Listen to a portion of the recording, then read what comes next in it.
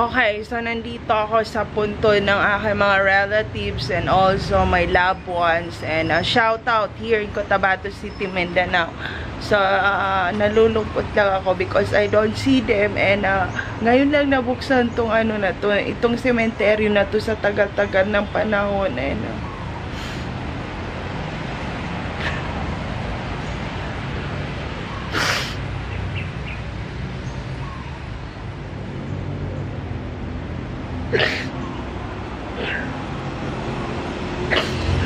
wala na natira sa kanila, and pumapasya lang ako dito para maglabas ng sama ng loob.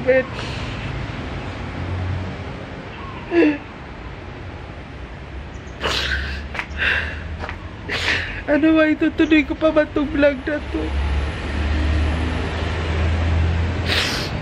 So kung sino man sa inyo ang nakapanood ng video na to, sana maintindihan nyo. So nandito ako sa sementeryo, tapos yung punong yon, yung nara doon sa gitna na nilagay, ganyan din yung nara na tinanim doon mismo sa ilog kung saan ako lumaki. And wala na ako mga magulang ngayon, wala na akong pamilya dito, pero bibisita pa rin ako dito sa Cotabato City, Mindanao. And hindi ako mawawala ng pag-asa kahit mag-isa lang ako, kahit wala yung mga mahal ko sa buhay. So ayun lang,